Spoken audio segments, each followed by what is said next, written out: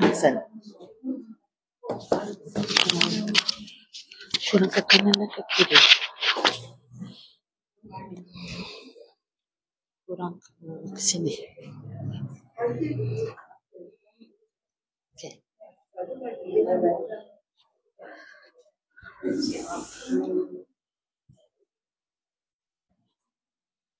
Center juga. Tak center, saya kena sana lagi. هناك موجود كثير وهناك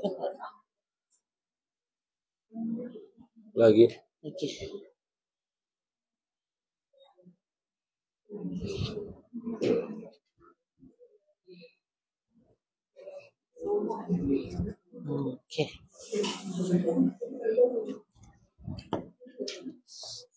Bismillah. Bismillah. Ada lagi 2 menit. Tak ada. بسم الله الرحمن الرحيم الحمد لله رب العالمين والصلاة والسلام على أشرف الأنبياء والمرسلين وعلى آله وصحبه أجمعين اللهم رب اشرح لنا صدورنا ويسر لنا أمورنا واحلل عقد ألسنتنا يفقه أقوالنا اللهم رب يسر ولا تعسر وتمم بالخير يا كريم يا رحيم يا الله اللهم إنا نسألك خير هذا اليوم وخير ما فيه وخير ما قبله وخير ما بعده ونعوذ بك اللهم من شر هذا اليوم وشر ما فيه وشر ما قبله وشر ما بعده وصلى الله وسلم على سيدنا محمد وعلى آله وصحبه وسلم والحمد لله رب العالمين يا رب العالمين.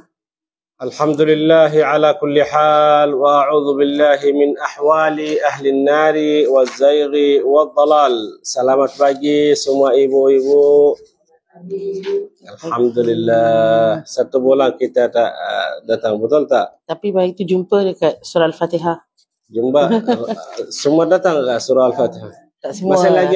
Masih lagi belum tak habis.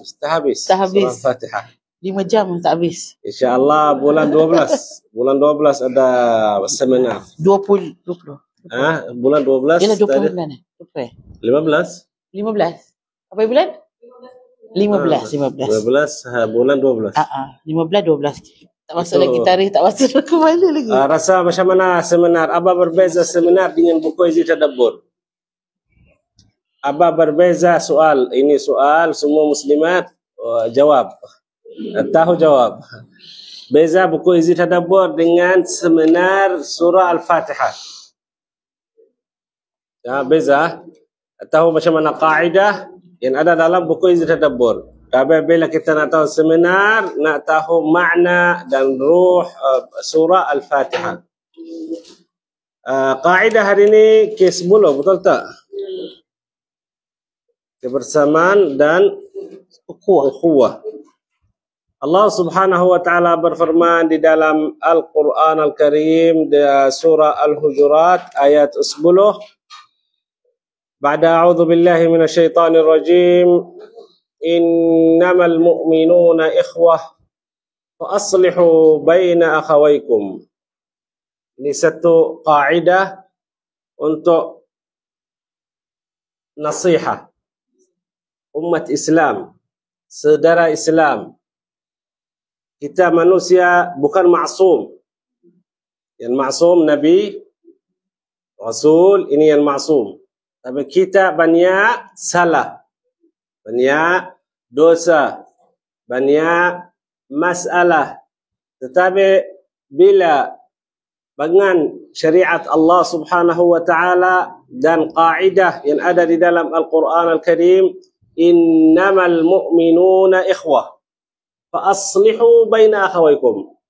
Ukhuwah bukan ukhuwah untuk kita satu ayah dan satu ibu. Ukhuwah Islam lagi maha besar. Ukhuwah Islam besar. Saya dari Yaman, ini dari Malaysia, ini dari Indonesia, ini dari Amerika, ini dari, tapi semua bawah rahmat Islam. Bila kita faham Islam betul, kita boleh hidup baik. Kita boleh selamat atas bumi. Kita boleh menghormati makhluk. Sebab Islam bagi tahu ini manusia, ini ada ruh, ini Allah Subhanahu wa taala beri dia taklif buat ibadah, satu bahagian ibadah menghormati manusia. Satu bahagian ibadah menakhlak yang baik. Kalau dia buat apa-apa, bagi nasihat. Bagi nasihat. Okey. Saya bacakan dahulu. Nak pergi ambil buku tu pula. 10 ya. Baik, saya bacakan dahulu terjemahan. Yang pertama daripada surah Al-Hujurat ayat 10 atas kata kuncinya ataupun tadabbur yang diangkat pada ayat ini adalah kebersamaan dan ukhuwah.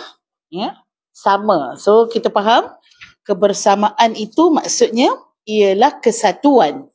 Ya. Kebersamaan itu adalah sepakat. Kebersamaan itu adalah berjemaah. Ini memang satu perkara yang menjadi asas kepada kehidupan. Ya. Alaikum bil jamaah. Pagi tadi kami baca satu hadis dalam radio berkaitan dengan solat jamaah ibu-ibu. Hadis itu sebut tentang apabila dalam satu tempat tu ada 3 orang. Bila ada 3 orang, hendaklah kita dituntut untuk menunaikan solat jamaah. Dan kiasan kepada solat jemaah alaikum bijamaah ni maksudnya tuntutan untuk kita bersama bukan sahaja dalam solat, begitu juga dalam urusan dunia. Maksudnya kita jangan duduk seorang-seorang. Jadi apa nama dia? Kerusumbang. Kerusumbang. Padahal duduk keliling semua orang. Tapi dia tak campur. Dia nak duduk seorang-seorang. Dia tak nak bercampur. Dia tak nak masuk dalam grup.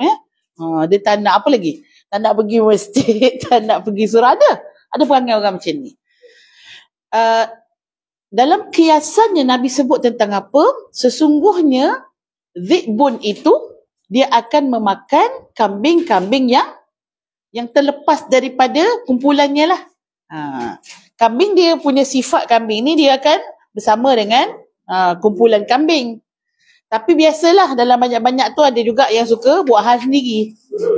Orang semua makan kat depan sana, tak, dia seorang makan sana. Dia seorang pula kan, dia seekor. Dia seekor makan kat sebelah sana. Jadi bila serigala dia tengok yang sana susahlah dia nak makan. Sebab apa? Sebab ramai. Ramai pun. Sebab banyak. Dah lah banyak, kadang-kadang ada tuannya. Ya? Kadang-kadang ada anjing yang jaga. Tapi yang seko yang duduk seorang tu kan, yang duduk seko-seko tu, yang ini ni jadi mangsa lah. Yang ini mudah untuk dimakan oleh serigala. Okey? Dan satu kiasan yang Nabi bagi pada kita, maka wajib ke atas kita untuk duduk dalam jemaah, ikut arus.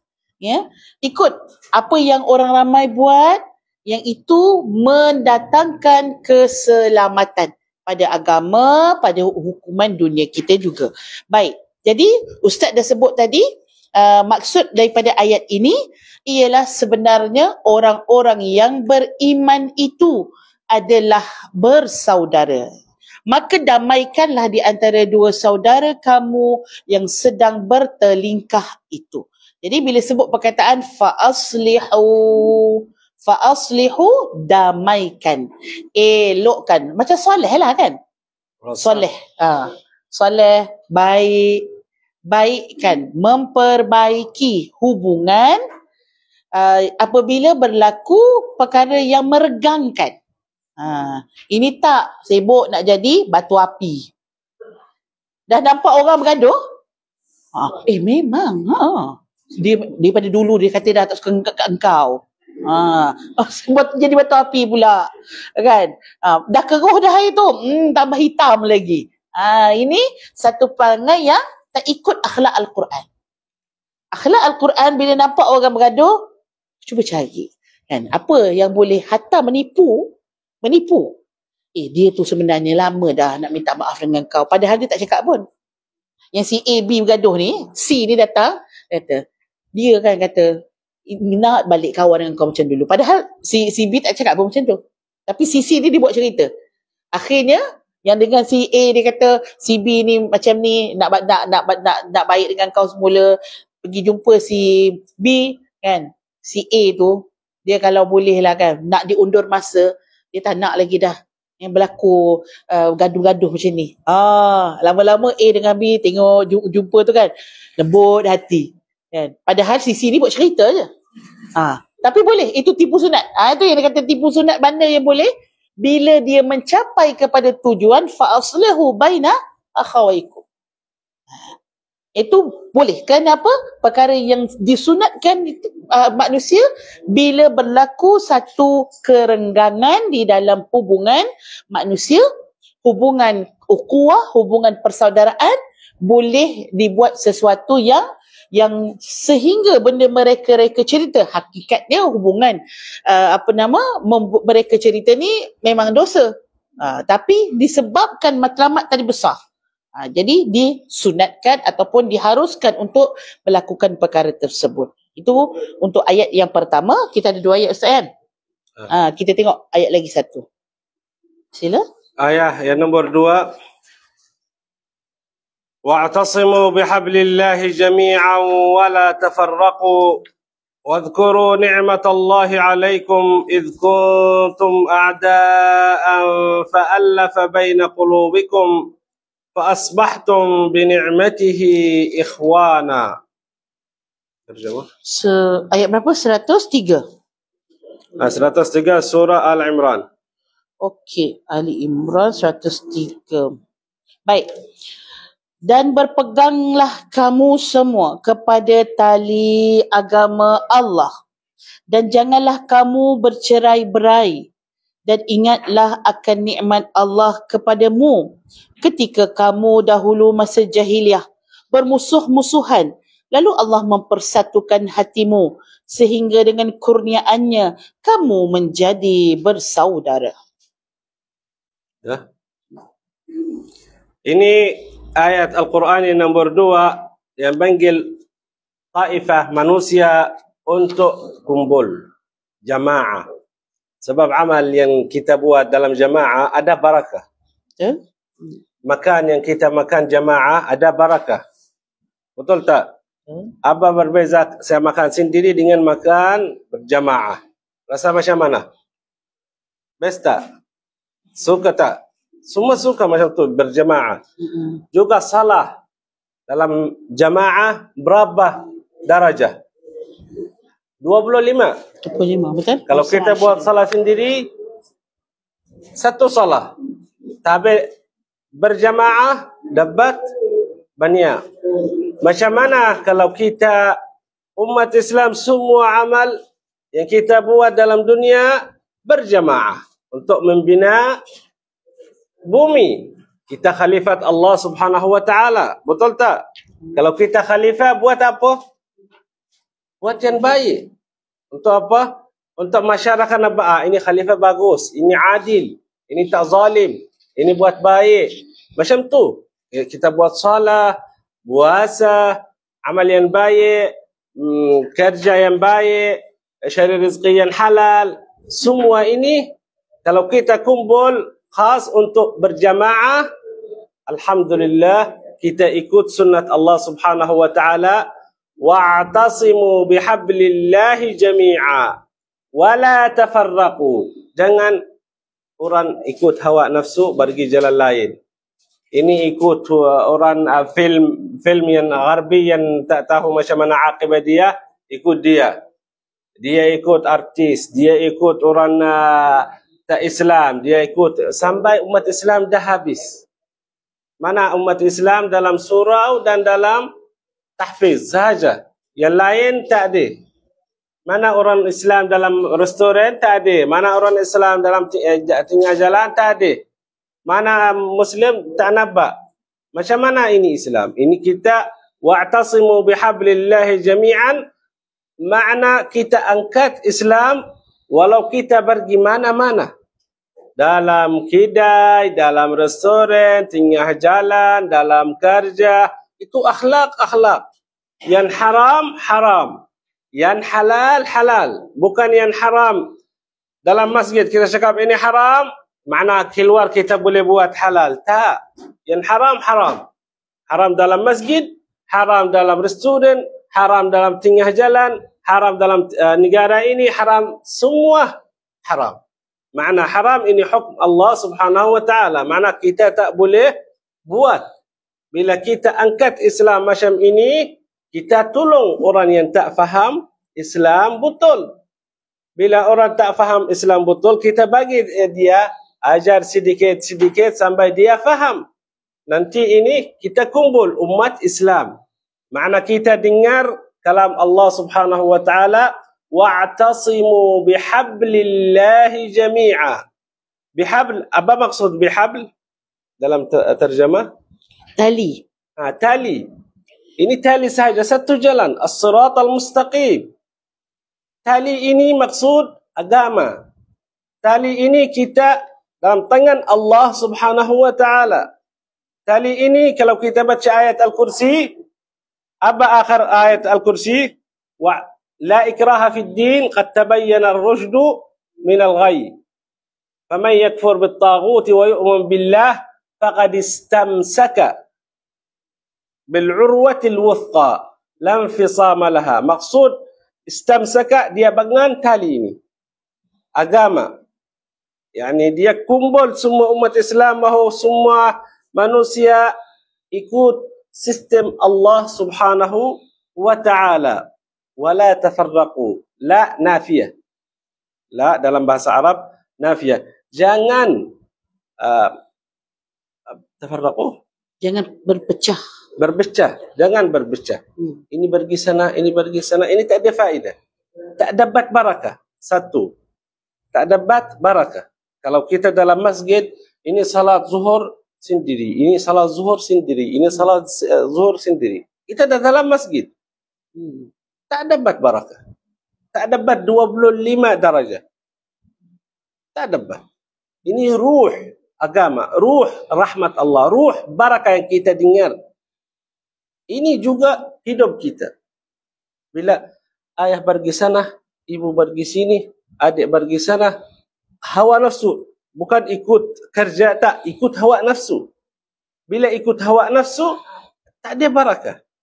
Tak ada rahmah. Itu maksud, wa'tasimu bihablillahi jami'an wala tafarraqu. Sebab kalau pecah, syaitan suka. Syaitan dekat. Dia nak bagian ini, dia nak bagian ini, dia nak bagian ini, sampai dah rosak umat Islam. Itu. Wadhkuru ni'matallahi alaikum. Ingat nikmat Allah.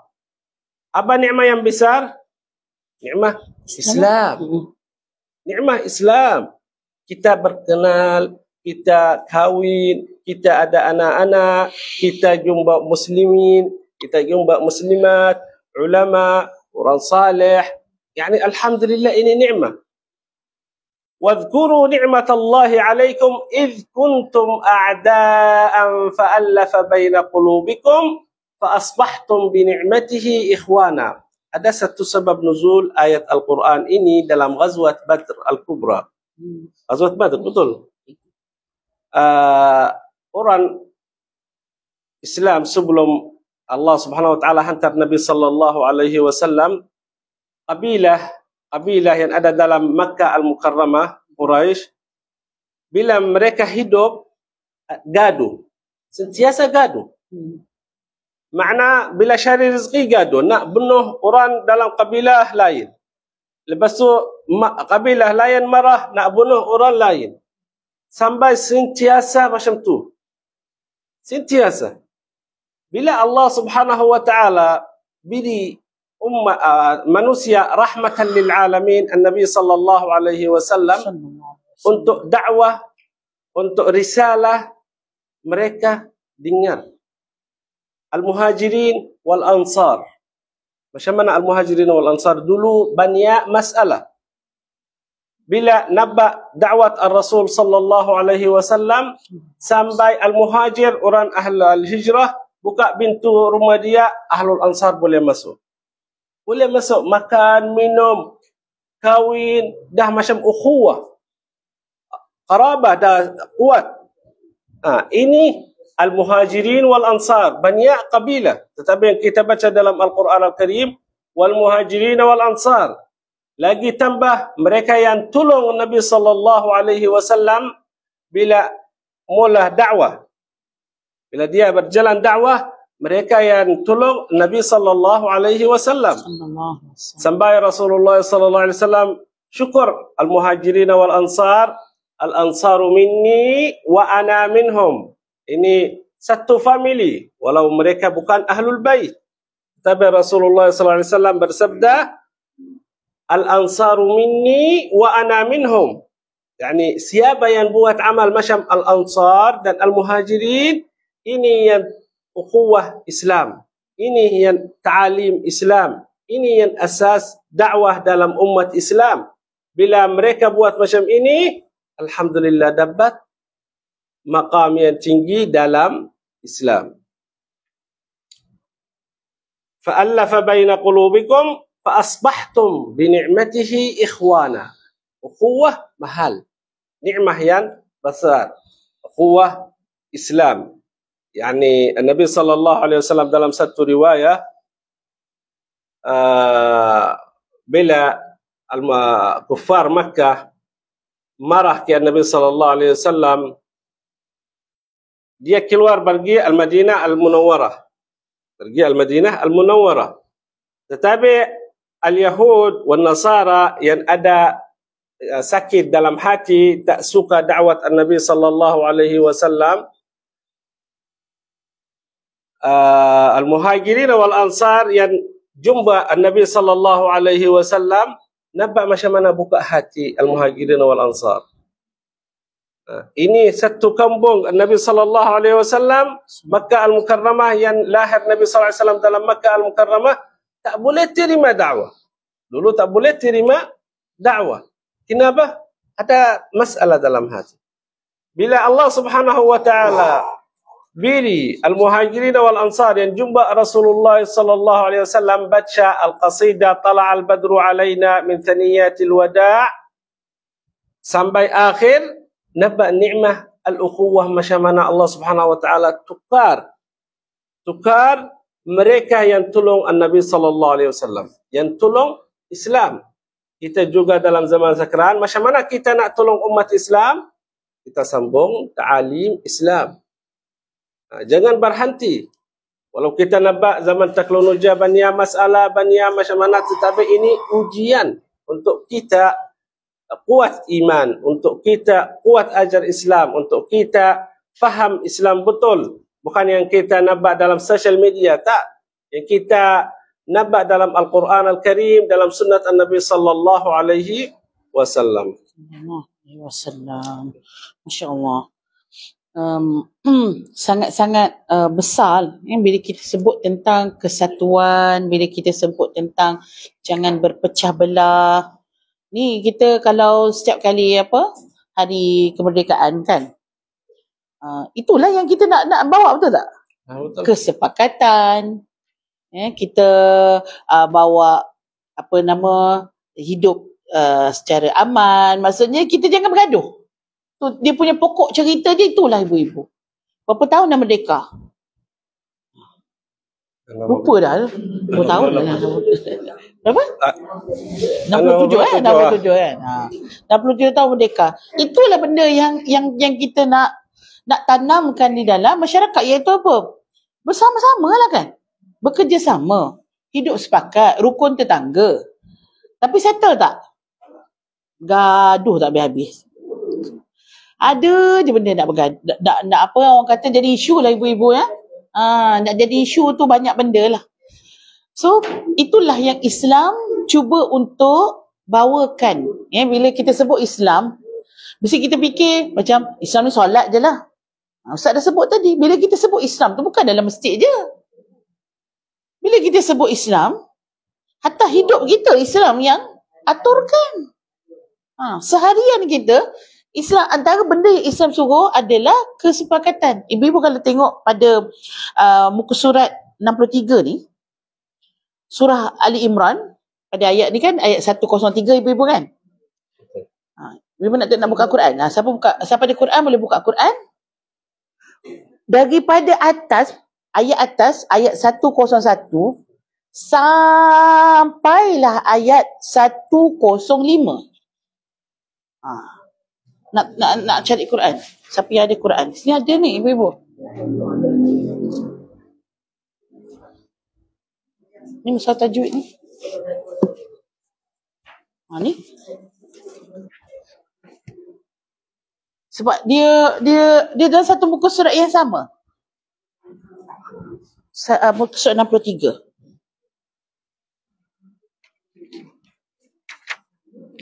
Ni.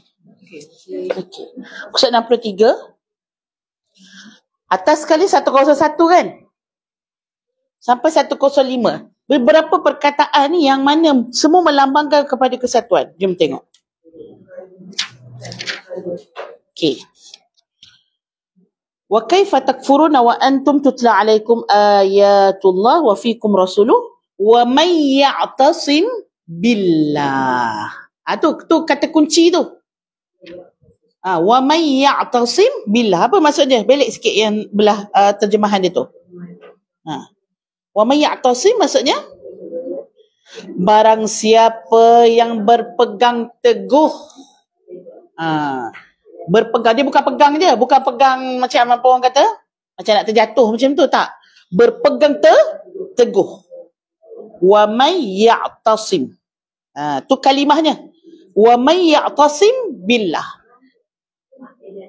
Jadi benda pertama yang perlu kita tengok ialah semua kita mencari Allah. Semua kita berjalan menuju keredaan Allah.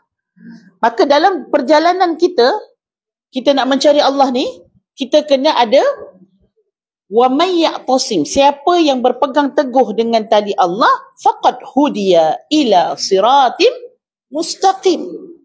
Maka dia akan diberikan hidayah. Menuju jalan apa? Satu jalan yang lurus. Walaupun duduk dekat mana-mana ibu-ibu, barat ke, timur ke, Nusantara ke, duduklah ceruk mana pun dalam muka bumi Allah ni. Tapi kalau kita cari Allah, kita akan duduk dalam jalan yang sama. Ila siratin mustaqim. Maksud ibu-ibu, duduk jalan yang sama, kebersamaan. Jadi bila kita tahu kita duduk jalan yang sama ibu-ibu, kita tak bergaduh. Kita tak cuba untuk cari isu. Nak bangkitkan. Ni telekong pun bergaduh. Isu telekong. Isu telekong pun bergaduh. Ini puak siapa dia? Ni puak telekong one piece ke? Puak telekong two piece. Ibu-ibu semua dah tukar telekong ke? Tak ada lagi ya. Jadi geng-geng telekong two piece lah. Dah lama dah pakai macam tu kan? Tiba-tiba pula ya. Tiba-tiba pula jadi tak sah pula. Saya sebenarnya saya tak apa suka sangat jawab isu ibu-ibu. Saya tak apa suka sangat dia, so malas kot agaknya. Lepas tu, tapi bila dah sana orang minta kan, minta tak apalah, saya cuba cari, lepas tu saya jawab lah. Detailsnya ibu-ibu, saya pun geng ibu-ibu lah, geng telekong two piece. Telekong two piece. Jadi bila dia tanya, soalannya beginilah, mana lebih baik di antara telekong one piece ataupun telekong two piece? Saya kena bagi tahu dengan haknya ibu-ibu. Saya kena bagi tahu dengan hak, ya. Khuruj minal khilaf mustahab, iaitu bila kita keluar daripada khilaf. Dia khilaf benda ibu-ibu. Maksudnya ada pandangan yang satu telekong atau pandangan yang dua kain telekong terpisah macam kita pakai lah kan. So yang paling baik ialah kita cari jalan yang keluar daripada khilaf tersebut, dan itu adalah yang dituntut. Maksudnya yang dituntut memanglah adalah pakai telekong satu piece lah. Tetapi ibu-ibu, saya sendiri, kita berpegang kepada perkara tadi ialah perkara asas. Asas itu adalah menutup aurat. Jadi bila sebut tentang menutup aurat, benda jelas kan? Tutup aurat ni jelas kan? Apa syaratnya? Ada dekat dalam kitab-kitab fiqh, ada tak sebut kena pakai telekong one piece? Tak ada ibu-ibu. Tak sebut pun namanya apa. Kain ke, kalau ibu-ibu nak tutup pakai dalam matan zubat sebut, kalau sehingga tidak nampak warna kulit kan. Kalau dia sembahyang dengan air keruh. Dia menutupi aurat dia dengan air keruh. Maksudnya apa ibu-ibu? Macam mana nak buat Maksud kata, tak kisahlah hampa nak pakai apa pun tutup tu. Janji tutup nak pakai plastik ke? Sehingga tidak nampak warna kulit, punyalah senang. Kitab fiqh punyalah senang, tak cerita pasal kain ni. Ni cerita pasal tutup aurat tu macam mana? Menggunakan material yang sehingga tidak nampak warna kulit. Itu je. Apa nak bergaduh? Ini bukannya kain lagi. Yang satu dengan dua pieces pula yang jadi persoalan ibu-ibu. Jadi, maksud sekarang, tutup tak aurat? Tutupkan aurat. Baiklah dia kata yang mesti yang tak boleh nampak tu pada atas tak boleh dilihat. Kalau dilihat pada atas dikira aurat. Kalau keliling kira aurat. Yang ni semua sepakatlah. Cuma yang bab bezanya tu daripada bawah. Aurat daripada bawah. Adakah bawah tadi itu ialah daripada bawah hujung pakaian? Ada dipanggil sebagai zailun saub. Iaitu ekor pakaian, iaitu mesti bawah habislah. Jadi pendapat daripada yang kedua tadi tu, dia kata kalau telekung dia belum hujung lagi. Jadi bila nampak daripada bawah, daripada telekung tu, maka itu masih dikira aurat. Yang tak dikira aurat bila tengok daripada yang bawah habis. Maksudnya kain lah. Bahagian kain tu, itu kalau nampak, katalah dia sembahyang. Macam mana pula orang kata, macam mana boleh nampak? Itu bukan kira ada orang tengok atau tak tengok. Tapi katalah kalau dia sembahyang di atas satu tempat yang kaca macam tu kan. Dan ada orang tengok bawah, boleh nampak tak? Ya, betul boleh bawa. Tapi memang boleh nampak. Tapi tidak dikira aurat. Baik. Kemudian ibu-ibu, isunya ialah telekung kita sendiri pun, bila kita sembahyang ibu-ibu, telekung kita panjang. Kan? Ibu-ibu kalau rukuk, telekung tu menguncup tak? Kuncup kan? Sebab tu perempuan dia ada dia punya, kita punya ni, kita tidaklah macam ni ibu-ibu. Kan? Kita macam ni je.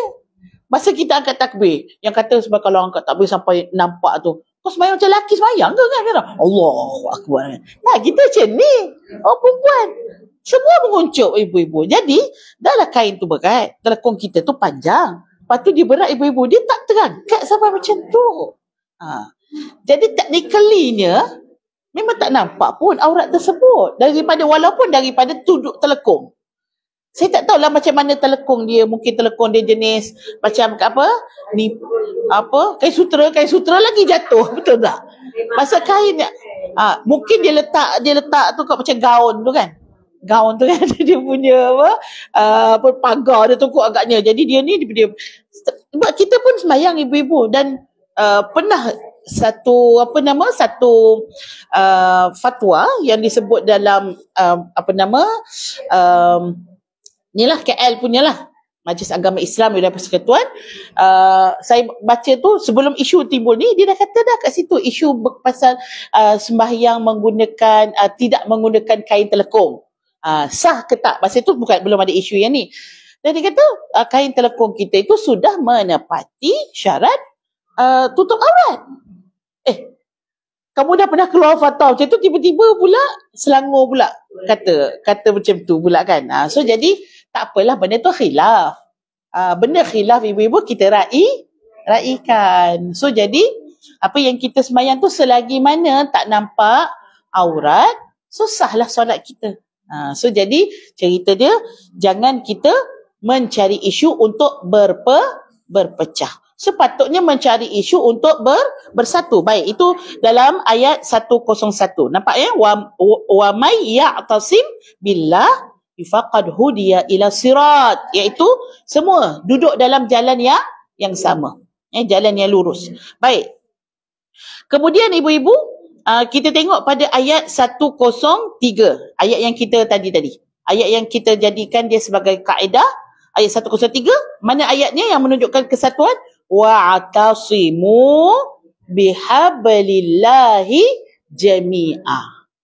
Hendaklah kalian berpegang teguh. Wa'tasim ni asama, maksudnya pegang dengan kuat. Pegang dengan mantap ibu-ibu. Peganglah atas tali Allah. Ustaz dah sebut dah tadi. Tali ni jangan bayangkan mana pula tali Allah ya. Nak cari lah. Tak jumpa tali Allah ni kan. Oh, tali Allah tu maksudnya agama.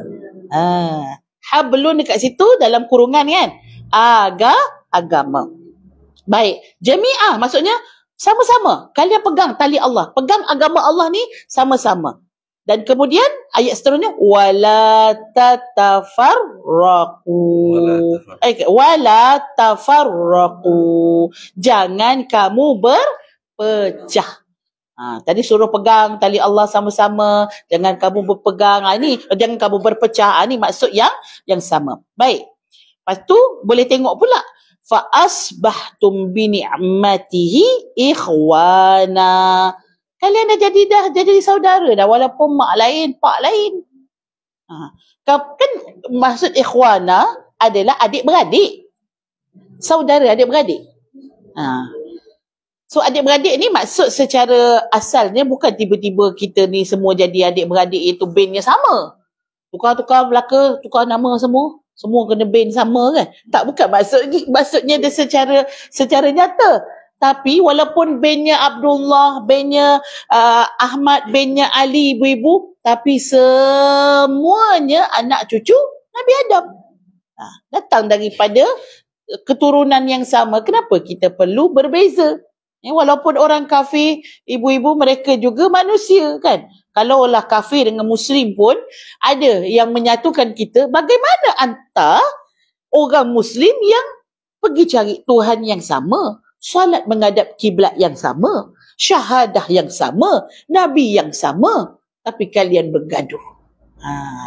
Sebab apa? Sebab kita dah adik-beradik dah. Ikhwana, kita dah jadi bersaudara. Macam mana kita datang daripada mak dan ayah yang sama. Baik. Kemudian ibu-ibu boleh tengok pada ayat 104. Wal takum minkum ummatun yad'una ilal khair. Baik. Pada ayat 104, dan hendaklah ada di antara kamu segolongan umat yang menyeru. Ummah. Bila sebut ummah, bukan seorang. Wal takum minkum ummah. Itu ayat yang menunjuk, kalimah yang menunjukkan kesatuan. Kena jadi satu ummah. Bukan jadi seorang-seorang. Ikutlah masing-masing lah. Kan? Yang seorang ke hulu, seorang ke hilir, seorang ke utara, seorang ke selatan. Tak. Wal takum minkum ummah. Kena ada ummah. Kebersamaan di dalam menyeru kebaikan dan membawa kepada, mencegah kepada kemungkaran. Baik. Ayat 105. Mana dia punya kalimah dia? Wala takunu kallazina tafarraqu wakhtalafu min ba'di ma ja'ahumul bayyinat. Apa maksudnya ibu-ibu? Ayat 105 tu.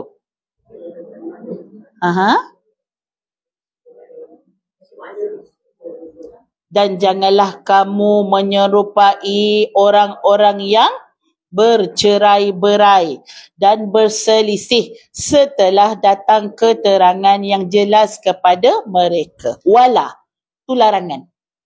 Jangan kamu jadi seperti. Macam dah ada je dia punya modal je.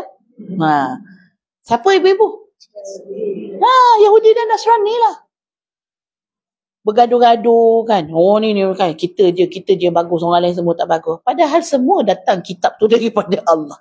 Nabi tu semua, Nabi Musa ke Nabi Isa pun daripada Allah. Awak apa jadi lain pula? Dah tu ibu-ibu dah duduk di dalam, katalah Yahudi sama Yahudi. Diorang ada lagi puak-puak dia dalam Yahudi tu. Dalam Nasrani tu. Ada lagi dia punya mazhab-mazhab lah kita sebut mazhab-mazhab yang mana ini tak sama langsung cara ibadah dia. Kita walaupun dalam kita Islam ibu-ibu, ada mazhab kita, tapi semuanya tak lari daripada perkara-perkara yang dipersetujui di dalam jumhur ulama. Ijma'ul ummah. Ini tak boleh ubah. Walaupun mazhab Hanafi, walaupun mazhab Syafi'i, walaupun mazhab Maliki. Sebab benda jins tak boleh ubah. Pasal ketuhanan tak boleh ubah. Pasal akidah tak boleh ubah. Pasal solat tak ada mazhab kata, oh sekarang ni tak wajib dah sembahyang. Tak ada. Ijma'ul ummah, solat itu wajib sampai kiamat.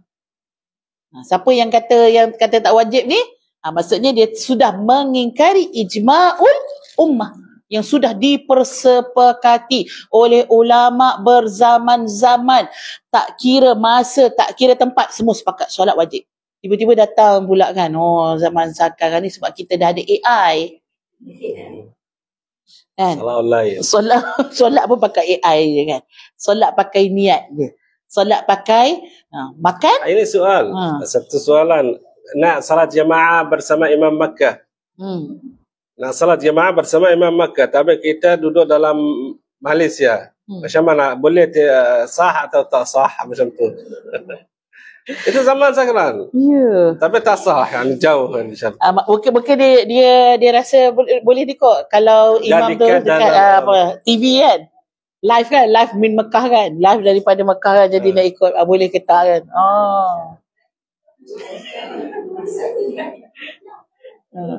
Tak boleh. يعني موجود ثوابت. ثوابت يعني yang asas, yang rukun. Mungkin ulama bila ada khilaf fil furu'. Far'a macam yang cabang-cabang lah. Yang tak ada madarah dalam akidah, yang tak ada madarah dalam rukun Islam macam itu khilaf rahmah. Sebab banyak orang ikut mazhab Syafi'i, banyak orang ada orang yang ikut mazhab Hanafi, ada orang yang ikut mazhab Hanbali. Tetapi semua tak ada satu alim kata hari ini salat subuh 2 rakaat. 1 rakaat. Atau salat zuhur 2 rakaat yang wajib. Tak dengar macam tu. Betul tak? Dan alhamdulillah dunia selamat. Masya Allah. Okey. Nampak ibu-ibu ada berapa perkataan tu? Ada berapa kalimah? Daripada muka surat 63 tu, yang atas sekali, wa may ya'tasim. Selepas tu, kalimah apa yang menunjukkan kebersamaan? Wa'tasimu. Kemudian, wala tafarraqu. Kemudian, fa'asbahtum bini'matihi ikhwana. Kemudian, apa lagi? Ummah, kalimah. Waltakum minkum ummah. Pun bersama, kebersamaan. Kemudian wala takunu kalladzina tafarraqu wakhtalafu. Jadi yang ini semua adalah bagaimana, bayangkanlah daripada atas sampai bawah ibu-ibu berapa banyak perkataan yang menunjukkan kepada kebersamaan ya.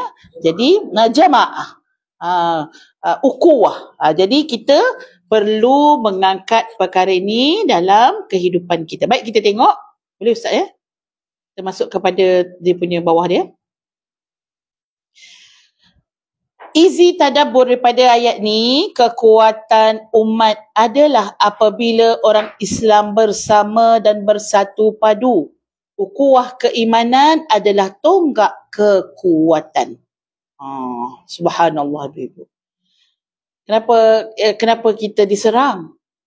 Kenapa kita dibunuh? Kenapa hak kita diceroboh? Sebab apa? Sebab kita tak bersatu.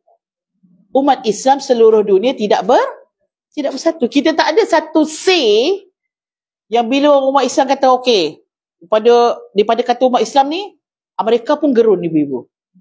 Tak ada. Setahun dan sudah menghampiri 1 tahun 1 bulan. Ini berapa bulan? 5 4 7 Oktober kan? 5 Oktober kan? Tahun lepas 2023. 1 tahun hampir 1 bulan kita diserang. Apa umat Islam boleh buat? Nangis je lah ibu-ibu. Macam kita lah orang Melayu kan. Allahu Akbar. Tak sampai rasa diri kita tu rasa tak sampai ibu-ibu kan? Kenapa? Kesatuan tu sudah tiada. Baik. Kalau ada kesatuan, insya-Allah dia akan datang kekuatan dan kebersamaan. Sebab itu ukhuwah keimanan ialah tonggak kekuatan. Bila dia ada iman, itu bagus dah secara peribadi. Tapi bila ada ukhuwah berdasarkan keimanan, dia akan mengangkat kekuatan umat Islam. Ya, di dalam 2 ayat di atas, seterusnya ibu-ibu ya. Kebersamaan, kesatuan dan perkumpulan. Semua maksud yang sama. Adalah prinsip asas di dalam kehidupan. Ya, asas ni bila kita sebut asas. So kalau asas tu tak ada ibu-ibu, memang kita hilang. Kekuatan orang kafir ibu-ibu, kita akan tengok nanti kat bawah ya. Kekuatan orang kafir walaupun dia berbeza dari sudut agamanya, tapi bila dia nak lawan orang Islam, dia bersatu. Itu satu perkara yang menyebabkan kita rasa robek hati kita. Kita di atas jalan kebenaran tak boleh bersatu. Tapi orang yang batil atas jalan kebatilan, mereka boleh bersatu untuk menentang kita. Akhirnya kita disiap-siap dah ibu-ibu. Akhirnya kita dipijak-pijak lah. Kenapa? Mereka semua bersatu untuk rosakkan kita. Tapi kita pula berpecah di atas apa yang kita ada. Kekuatan akan datang apabila kita bersatu. Kita akan lemah, kalah sekiranya kita berpecah belah. Prinsip yang sangat mahal untuk umat Islam pegang. Sama ada peringkat dunia mahupun negara, mahupun keluarga. Kesatuan yang bertunjangkan agama dan keimanan adalah terlalu kuat, ampuh dan kukuh. Ini kerana dasarnya adalah keimanan kepada Allah yang satu. Kalau kita ada grup ibu-ibu, grup apa contohnya? Reunion sekolah. So asasnya adalah sekolah lah yang menyatukan kita. Kalau kita punya kesatuan kita sebabkan tempat, bila kita pindah, keluar grup lah ibu-ibu. Sebab apa? Dah tak duduk secara fizikalnya dengan orang yang sama. Kalau kesatuan kita kerana bangsa ibu-ibu, oh ini bukan orang Melayu, kita tolong orang Melayu je. So kita tak ada sensitivity lah, kan? Nantak dia lah, pandai lah dia nak urus diri sendiri. Gitu ibu-ibu. Tapi kalau kerana itu adalah iman kepada Allah yang satu, kita akan bangkit semua sekali. Tak kisahlah dia warna kulit apa sekalipun, orang mana sekalipun. Kerana apa? Keimanan itu adalah yang paling kuat. Tanpa mengira keturunan, bentuk paras rupa, tahap di dalam masyarakat, keuangan, golongan sosial dan sebagainya. Hanya kerana Allah, kebersamaan tadi ditautkan. Tidak berkepentingan dan berat kepada mana-mana pihak. Tak ada masalah. Tak ada kepentingan peribadi, tak ada kepentingan bangsa, tak ada pada kepentingan negara. Inilah yang dinamakan ukhuwah Islamiyah. Oh, selalu dah dengar ukhuwah Islamiyah kan? Hari ni baru jumpa dia punya ayat dia, ibu. Ayat Quran dia dekat mana yang cerita pasal ukhuwah Islamiyah ni dia. Daripada muka surat 63 tadi dan 2 ayat, surah Al-Hujurat ayat 10 dan juga surah Ali Imran ayat 103. Baik. Harus diingat semua Muslim adalah bersaudara seperti mana adik beradik, anak beranak, saudara mara. Maka hendaklah diperhatikan apakah hak-hak saudara yang perlu ditunaikan sebagai Muslim. So kita ada peranan. Ada peranan kita yang perlu kita mainkan pada setiap hak saudara kita. Namun secara tabiatnya manusia itu punya perbezaan. Tabiat ibu-ibu, macam orang Melayu cakap buang tebiat. Tebiat ni biasanya dia akan lebih apa kita kata, lebih, dia bukan fitrah. Kalau fitrah tu dia cantik ibu-ibu. Biasa fitrah kita ni semua yang indah-indah belaka. Tapi kalau tabiat ni kadang-kadang mengarut jugalah kan. Tabiat apa? Tabiat suka gigit kuku, tabiat bila bercakap dengan orang korek hidung, contohlah ibu-ibu kan. Tabiat ni biasanya memang buruk sikit lah. Jadi begitulah tabiat manusia ni, dia ada perbezaan. Kadang-kadang kita ada sisi pandang yang berbeza dengan orang lain. Perbezaan itu datang daripada perbezaan cara berfikir, cara bertindak, perbezaan prinsip hidup yang sering membuatkan manusia bergaduh sesama sendiri. Ya. Yang ada yang jenis buat kerja teratur, maka duduk dengan dia nak buat kerja sama orang yang kelang kabut buat kerja ibu-ibu, jadi bergaduh. Ada orang yang jenis buat sesuatu tu nak cepat, yang lagi seorang pula ya Allah macam kura-kura kan. Geram betul aku tengok dia buat kerja lambat tu. Orang tu dia dah cepat ibu-ibu, jadi dia tak boleh lah. Jadi ada penyebab. Jadi kita nak bergaduh. Manusia mula mengatakan, aku betul, kamu yang salah. Ya, perkara ini pasti berlaku kerana walaupun hakikatnya perbezaan itu dicipta untuk saling melengkapi, bukan untuk saling menyalahi. Hakikatnya Allah bagi beza-beza tu, ya. Akhirnya nanti adalah orang yang boleh buat jurusan kemahiran, ada orang yang boleh buat jurusan kepimpinan, ada orang yang boleh buat jurusan pengurusan, ada orang yang boleh duduk dalam pejabat, ada orang yang kalau semua orang duduk pejabat, siapa pula yang nak sapu nak bersihkan cleaner, siapa nak jadi cleaner, siapa nak jadi lady. Jadi bila kita tengok situ, Masya Allah indahnya. Maka kita akan saling melengkapi, bukan untuk menyalahi. Maka ketika kita berhadapan dengan perbezaan dan perselisihan antara saudara muslim kita, Allah menyuruh kita mendamaikan yang sedang berpecah dan sedang berselisih. So, dia punya kata kuncinya ialah mendamaikan. Fa'aslihu. Bagaimana nak cari damai ni? Mesti dia ada cara dia. Tujuannya apa? Yang penting Allah tak bagi tahu dalam ayat ni kamu kena buat apa secara technically, tak. Matlamatnya damai jumpa ke tak? Bagaimana nak dapat damai tu? Baik, antara caranya ialah mencari titik persamaan. Ini cara yang bertelagah. Cuba kau cari, kan? Tengok fokus pada perbezaan banyak. Tapi cuba cari persamaan, ada tak? Kalau tak banyak, mungkin ada satu titik. Paling kurang. Jadi samakan yang sama tu. Yang seterusnya, membina semula perhubungan yang retak menanti belah. Yang kita nampak dah crack tu ibu-ibu, baiki dulu yang tu. Jangan tunggu dah terpecah semua, payahlah. Dah tersompek semua, payahlah ibu-ibu. Nak dipuzzlekan balik. Tapi kita tengok, oh dia punya problem dia, ni nampak dah bergetar ni kan. Kita settlekan dahulu dia punya masalah dia. Bertoleransilah. Ni pun caranya ibu-ibu. Toleransi. Saling memahami. Cuba untuk memahami keadaan orang lain. Jangan tengok keadaan kita je. Kita ni mungkin situasi berbeza. Mungkin kita punya cara kehidupan berbeza. Background pendidikan berbeza. Jadi toleransi. Tolong raikan. Jadi mungkin tak faham macam mana yang kita faham. Macam tu. Toleransi. Memaafkanlah.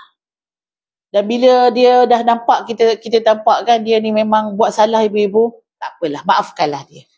Kenapa? Mungkin dia first time kot, dia tak tahu kot. Mungkin sebelum ni dia punya first try, jadi dia salah. Tak apa, kita maafkan. Bersatulah dan kemudian kita mencari sesuatu yang boleh menggabungkan kita, menyamakan kita. Ini adalah rahsia kejayaan Islam dalam pelbagai bidang. Maksudnya dalam pelbagai bidang tu kena cari kebersamaan dan juga kesatuan.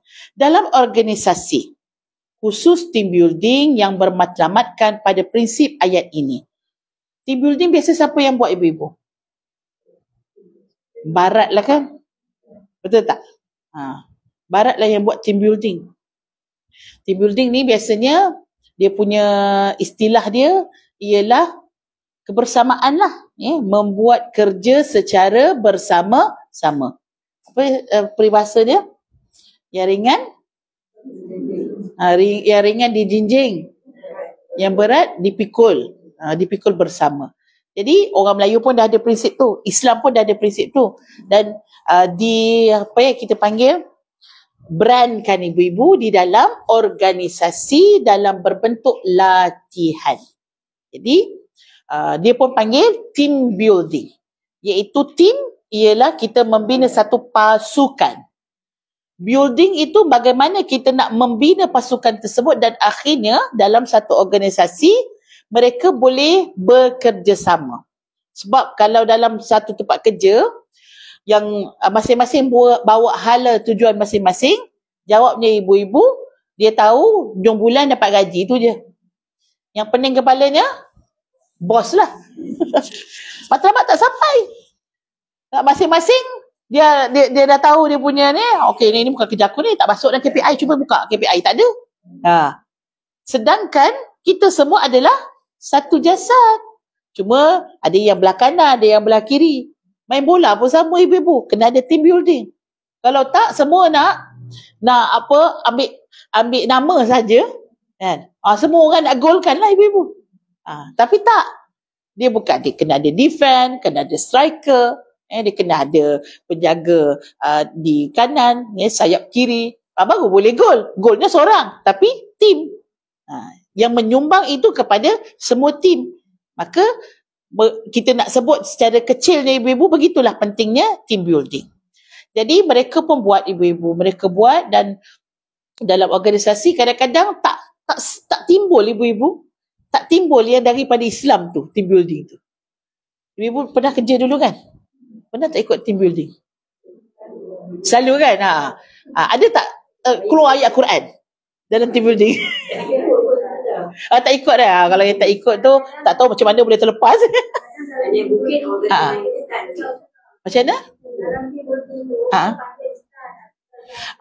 Kalau yang macam tu dia dah islamisasikan.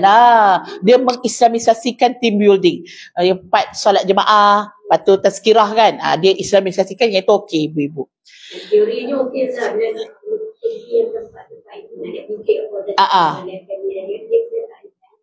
Tak ikut. Ialah maksudnya kadang-kadang, ialah bukan semua orang nak jadi askar kan. Kadang-kadang dia punya cara team building tu ke arah itu ibu-ibu. Sedangkan team building ni bukannya itu saja. Sebenarnya bukannya kita nak jadi tentera team building. Kadang-kadang saya pun macam, saya matlamat apa team building kan. Kenapa nak kena buat hiking semua, sebab tak semua orang nak jadi tentera ibu-ibu kan. So jadi apa matlamat team building? Team building untuk mencari kebersamaan. So you buat satu modul yang boleh menyedarkan kebersamaan itu, dan akhirnya dia boleh keluar. Yang jiwa-jiwa nak rasa kebersamaan tadi tu, itulah dia punya utama. Bukan dia kena masuk hutan, semestinya masuk hutan, tak. Tapi dia dah jadi lain ibu-ibu. Bila team building masuk dalam air, kan? Dah yang masuk dalam air tu suami orang, bini orang. Saya dengan Ustaz pernah pergi satu tempat dekat Semenyih, tempat orang buat team building ibu-ibu. Kita orang bawa anak-anak lah pergi jalan-jalan kat sana. Jadi tengok orang buat team building. Dia pakai selipar, apa tu nama dia? Selipar yang terompah panjang tu. Okay. Jadi dia punya apa nama? Kumpulan dia ibu-ibu kena jalan. Betul lah tu. Maksudnya untuk mencari keserasian, kita kata kebersamaan dalam kanan kiri. Kalau tidak jatuh. Tapi masalahnya yang tengah tu isi orang, yang depan tu suami orang. Sedangkan konsep tu dalam Islam, betul tak ibu-ibu? Dan banyak program team building yang macam tu. Dia disuruh macam membina apa kita panggil buat tugu orang. Jadi kumpulan-kumpulan ni campur lelaki perempuan. Jadi panjat tau ibu-ibu. Dipanjat, campur, ada lelaki ada perempuan. Pegang macam tu kan. Yang atas ni perempuan, yang bawah lelaki. Banyak tau ibu-ibu. Ini bukan cerita ni. Ini cerita dalam dunia latihan. Banyak model-model macam ni. Sedangkan yang bawa Islam. Sepatutnya bukan macam tu. Dengan atas dasar, ni pejabat suruh kan. Jadi bila yang terompah tadi tu, sekali jatuh ibu-ibu, sedap lah. Yang belakang perempuan jatuh, depan lelaki, perempuan jatuh atas lelaki. Berpegang bahu. Saya kata, ya Allah. Kalau ustaz lah nampak macam tu, saya duduk kat dalam tu ibu-ibu, balik.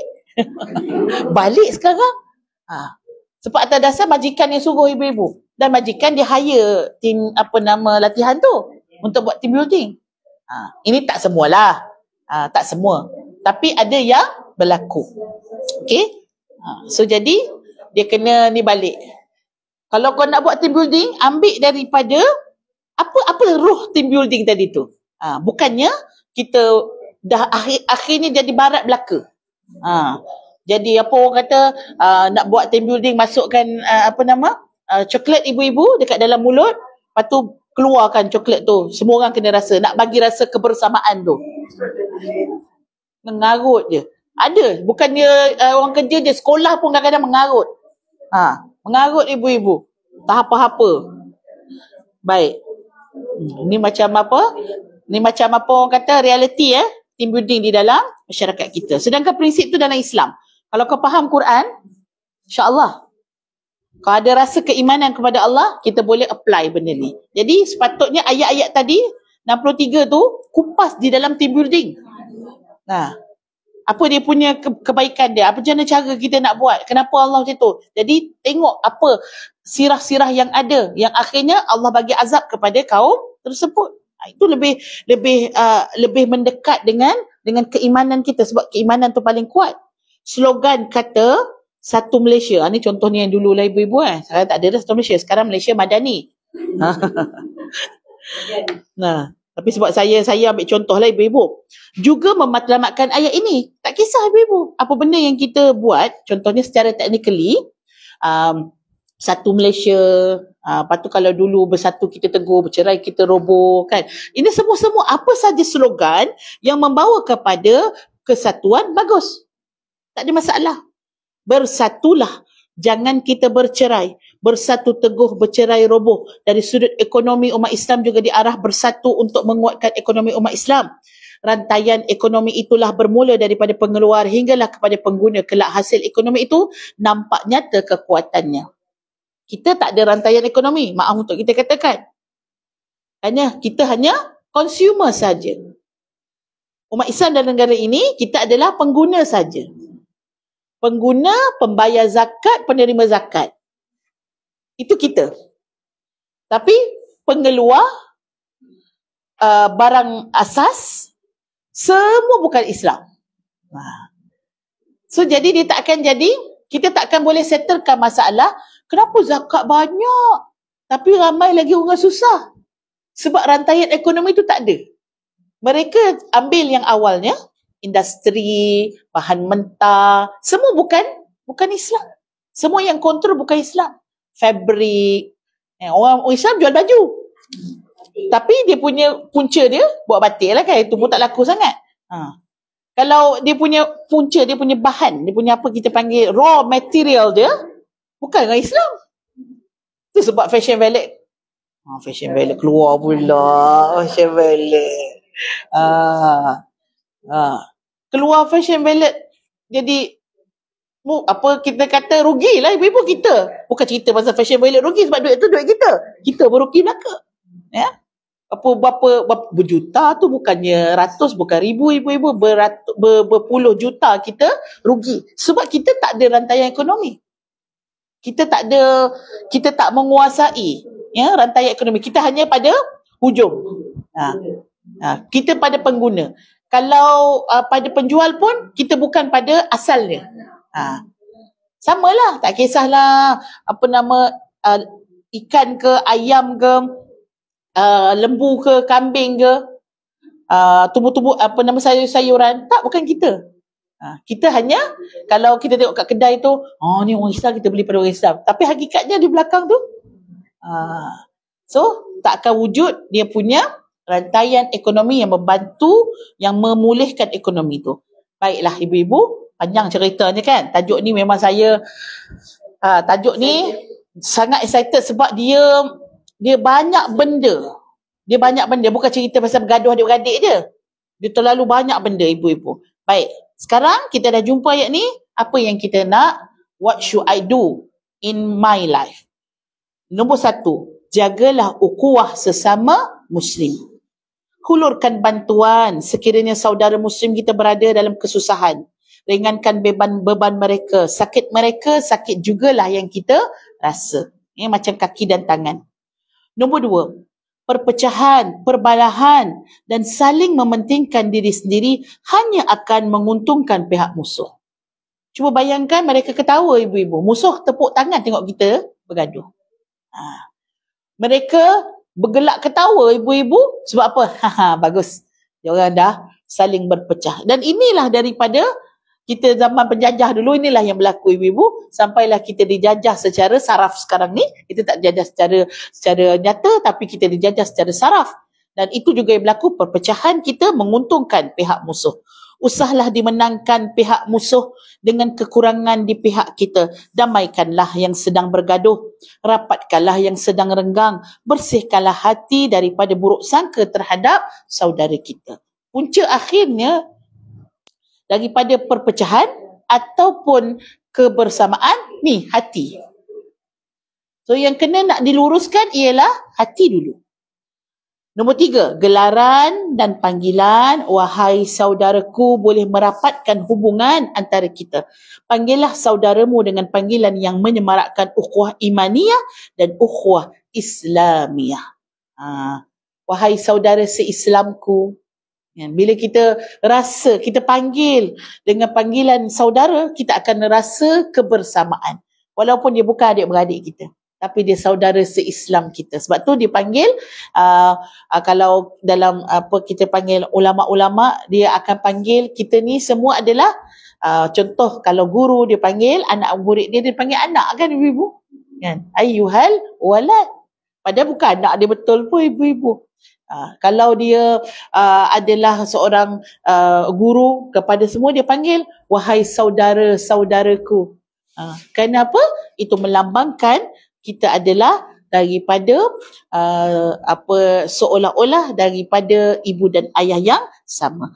Sebagai kesimpulannya, kita jemput Ustaz untuk rumuskan untuk tajuk kita pada hari ini. Mukhalasah. لموضوع هذا بعدين ندخل سورة هذا سورة القريش. Alhamdulillah, kaidah yang nombor 10 di dalam buku Izi Tadabbur, kita faham makna al-ukhuwah dalam Islam dan ukhuwah mahal dalam Islam, dan al-i'tisam, macam mana kita kumpul walau kita buat amal sedikit, contoh salah jamaah, nasihat, masyurah, kelas. Ini satu amal dalam Islam, ukhuwah. Ini satu jalan untuk kita pegang tali atau bihablim min Allah. Kita pegang dalam jalan yang Allah Subhanahu wa taala pilih. Dan kita syukur nikmat Allah Subhanahu wa taala. Jangan lupa, kalau kita tak syukur nikmat Allah Subhanahu wa taala, mungkin kita tak dapat faedah, tak dapat barakah, tak dapat yang baik. Bila kita syukur nikmat Allah Subhanahu wa taala, makna Allah Subhanahu wa taala lagi kita tambah untuk kita kumpul umat Islam. Kita kalau kita doa, Allah terima doa kita sebab niat kita yang baik. Bulan lepas kita bagi satu exam, satu surah apa? Surah yang bulan lepas. Ada ke ibu ingat ke? Tak ingat. Ke tak ataupun tak ada? Tak ada. Surah Quraisy kita dah masuk belum? Belum kan? Belum. Jom. Ibu-ibu boleh buka muka surat 602. Kita baca dulu. Ini sebagai kita praktikkan daripada kita dah cari ibu-ibu macam tadi lah kita cari kalimah-kalimah yang penting di dalam kebersamaan tadi dalam Quran. Itu antara cara-cara cari kata kunci. So kita nak tengok pada surah Quraisy. InsyaAllah Ustaz baca dulu, ibu-ibu boleh ikut. Bismillahirrahmanirrahim. Baca 602. Sekejap. Kita dapat dah ibu-ibu. Okay, ya, surah Quraisy. Okay, jadi ibu-ibu ikut, Ustaz baca, ibu-ibu ikut. Bismillahirrahmanirrahim.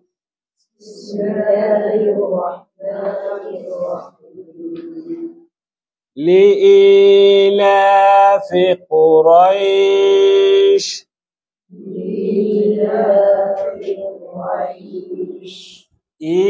إيلافهم رحلة الشتاء والصيف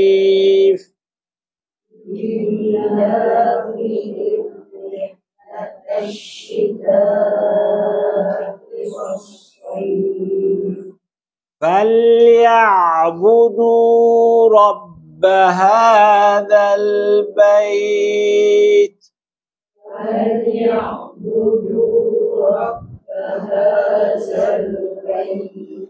فليعبدوا رب هذا البيت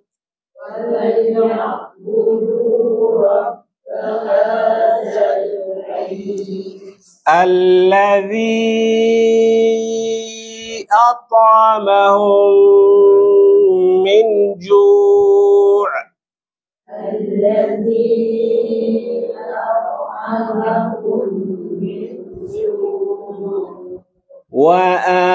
وآمنهم من خوف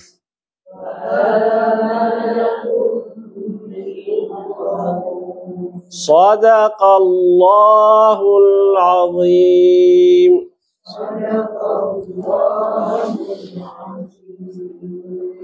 Okay, kita persilakan ibu-ibu yang ada terjemahan boleh bacakan terjemahannya. Siapa nak? Terjemahannya sila. Yang pakai cermin mata lah. Tak kisah siapa-siapa. Volunteer.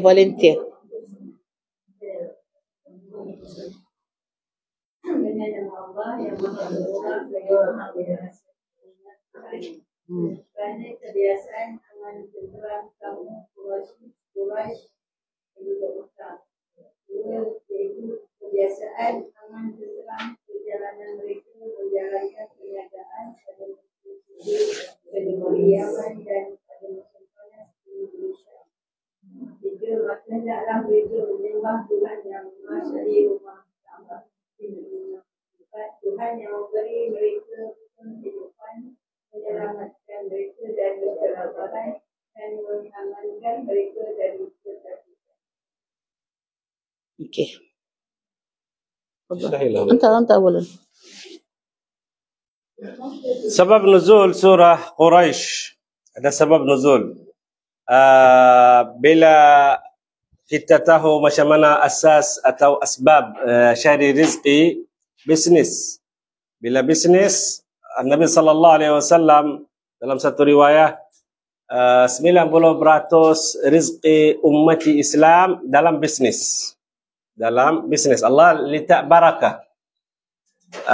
Juga Nabi sallallahu alaihi wasallam waktu dia budak kecil, dia tolong Sayyidatuna Khadijah untuk bisnis pergi negara Syam. Negara Syam. Juga adat Arab zaman jahiliyah sebelum ada Nabi sallallahu alaihi wasallam ada 2 rihlah. Dalam 1 tahun ada 2 rihlah. Kenapa ada 2 rihlah? Ikut musim. Ikut musim. Rihlat asy-syita waktu ada hujan. Musim sejuk, winter. Musim sejuk. Apa barang yang ada dalam musim sejuk kita beli waktu syita. Apa barang yang kita beli dia tak ada madarah kalau panas, kita beli waktu saif. Ini dalam surah Al-Quraisy. Dan nama Quraisy, tahu kenapa nama dia Quraisy? Kabilah Nabi sallallahu alaihi wasallam. Kabilah. Tapi dia kabilah macam besar dalam Makkah Al-Mukarramah. Ahlu Yaman dia suka bisnis. Yaman suka bisnis zaman dulu, bukan saya sebab ada bisnis sedikit. Itu keturunan kita. Tapi zaman dulu memanglah macam tu suka. 2 rihlah, semua rihlah yang kita pergi negeri Syam, kita jalan tengah jalan Makkah Al-Mukarramah. Nampak macam mana? Yaman pergi Syam, Ahlu Syam pergi Yaman. Tapi dalam tengah ini ada apa? Makkah Al-Mukarramah. Yang Allah Subhanahu wa taala berfirman, "Falyabudu rabb hadzal bait." Maksud Makkah Al-Mukarramah. Maksud Makkah. Yang Ahlu Syam bila datang jumpa Ahlul Yaman. Ahlul Yaman bila datang nak pergi Syam, jumpa Ahlul Syam dalam Makkah Al-Mukarramah. Okey. Syita ke? Syita sejuk. Yalah, syita ke? Ila? Dua rihlah. Ikut musim. Syita ke Syam. Ikut musim. Saif ke Yaman.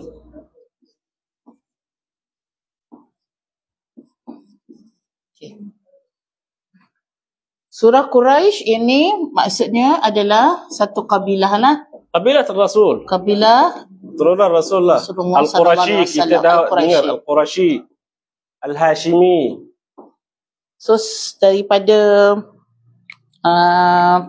surah Quraisy kita boleh tahu bahawa setiap kabilah ini ada dia punya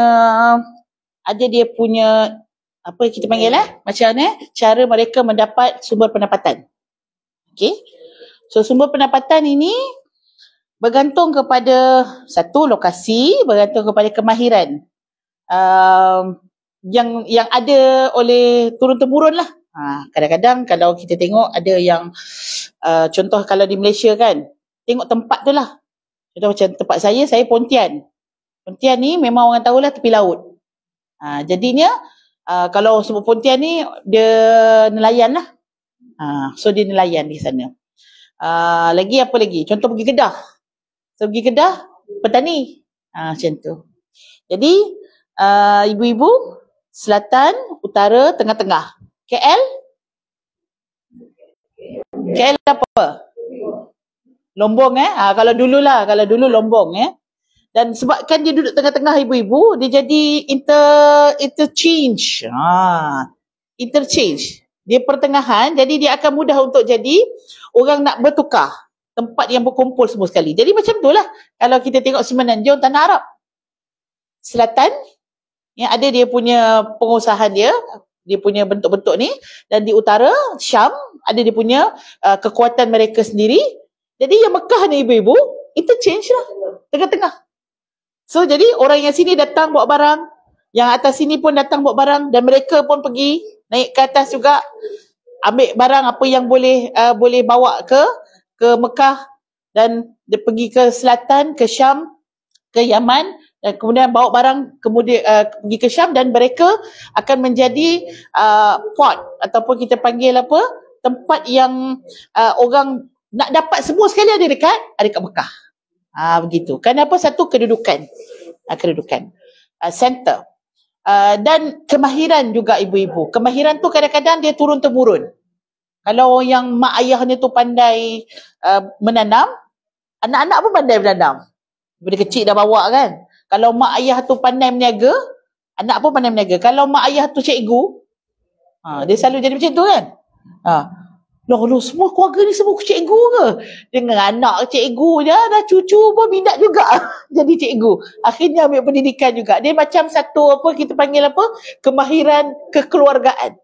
Kalau yang atas tu adanya dia doktor, dah berjangkit pula, dah saudara pun suka jadi doktor. Dia tak jadi doktor sekurang-kurangnya jadi nurse ibu-ibu. Sebab apa dia macam apa orang kata kemahiran di dalam kekeluargaan tersebut yang diwarisi. Baik, Quraisy ada kabilah yang memang kepakarannya di dalam perniagaan. Baik. So jadi mereka menjadi satu kita panggil sumber pendapatan mereka adalah perniagaan, dan mereka pun memang sangat into kepada perniagaan. Tapi dalam ayat ini kalau kita tengok kepada ayat 3 dan ayat 4, iaitu kenikmatan yang Allah bagi kepada kabilah Quraisy, apa dia? Yang ada dalam Makkah. Yang ada dalam Makkah? Apa bagi dia? Apa yang Allah bagi? Ayat 3 ibu-ibu, apa Allah bagi? Orang bisnis Ahlul Syam jumpa Ahlul Yaman dalam Makkah Al-Mukarramah. Nampak macam mana buah yang ada dalam Syria, dalam Palestin sampai ke Makkah Al-Mukarramah. Buah yang ada dalam Yaman sampai ke Makkah Al-Mukarramah. Betul. Apa faedah Quraisy dan kaum Quraisy yang ada di dalam Makkah Al-Mukarramah? Dapat dua faedah.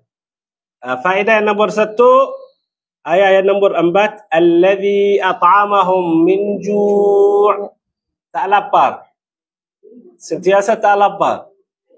Ada je. Makan, minum sampai sekarang tak ada orang lapar dalam Makkah Al-Mukarramah. Betul? Betul. Tak ada orang takut. Kalau dah sampai dalam Makkah Al-Mukarramah tak takut. Dalam rumah Allah Subhanahu wa taala itu dua nikmat. Sampai zaman sekarang masih lagi alhamdulillah ada. Kita rasa bila kita pergi sana kita rasa macam mana. Nasi Arab di Makkah sedap tak? Betul. Tak ada nasi lama sana.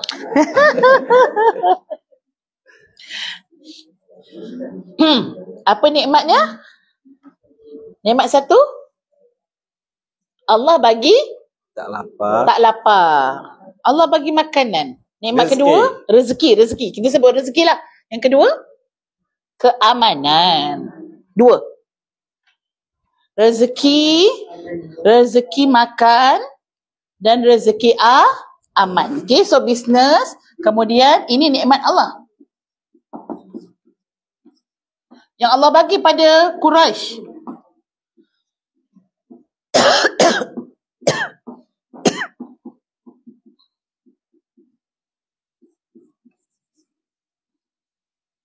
Kalau makanan ada tapi tak aman ibu-ibu, payah juga. Dia Palestin kan? Bumi punya berkat. Tapi tak ada keamanan. Akhirnya rezeki pun lari. Sebab apa? Ada musibah. Tapi kalau aman elok. Tapi tanam apa semua tak jadi. Tak jadi juga ibu-ibu. Okay. Arak kurma je. Alhamdulillah. So jadi ibu-ibu kena tengok okey apa dua nikmat yang Allah bagi. Tapi apa yang berlaku pada kabilah Quraisy? Dia ikut tak Nabi. Allah bagi nikmat macam tu punya banyak ibu-ibu. Bila Nabi bawa agama, dia cuma nak lawan Nabi pula. Tapi itu dia punya realiti lah. Realitinya ialah mereka tidak kita panggil menghargai nikmat yang Allah berikan sehingga mereka sendiri mengusir Nabi. Mereka sendiri ingin membuang Nabi daripada kota Mekah. Maka ayat 3, فَلْيَعْبُدُوا رَبَّ هَذَا الْبَيْتِ. Wahai orang-orang yang telah diberi nikmat oleh Allah, jangan kamu kufur kepada Allah. Jadilah hamba Allah yang menyembah Allah. فَلْيَعْبُدُوا. Maka sembahlah Allah. Siapa Allah? Rabb hadzal bait, iaitu Tuhan yang menjaga Baitullahil Haram. Mereka mengagungkan Baitullah tetapi mereka mengagungkan berhala. Dia dah salah syukur ibu-ibu, ya. Mereka mengagungkan, mereka sangat menghormati kemuliaan Baitullahil Haram. Tapi dia tidak lupa untuk membesarkan Allah lah Tuhan kepada Baitul Haram. Nampak tak ibu-ibu? Perangai ni ada tak pada kita hari ni? Ke Quraisy ni orang Quraisy je. Itu maksudnya dia baca Quran, dia tak pakai pada diri dia ibu-ibu. Kita hari ni pun dapat nikmat. Kita hari ni pun dapat keamanan. Tapi kita banyak tak ibadah? Kadang-kadang kita disebabkan kenikmatan tu banyaklah kita jadi lupa untuk beribadah pada Allah. Seronok sangat makan. Contohlah ibu-ibu pada Ramadan kan. Ui sedap sangat. Buffet. Satu kepala RM89. Sampai makan tu makan. Ya Allah, azan dah isyak ibu-ibu. Maghrib pun tak. Kan? Dia biasalah ibu-ibu dia kalau kat rumah tu kita memang ni lah, kalau kat luar tu ibu-ibu dengan apa jumpa kawan apa semua kan. Memang apa kita kata, lepas tu surau penuh lah, ramai lagi orang. Tak apalah kita makan dulu, makan sampai masuk isyak. Nampak tak? Kadang kita pun macam tu juga, maka kita kena insafi diri. Falyabudu rabb hadzal bait wallahu taala a'la wa a'lam bis-shawab. Saya ada nak tambah? خلاص اقفل اقفل هذا. Okey. Berarti kan sebab dah 2% tu.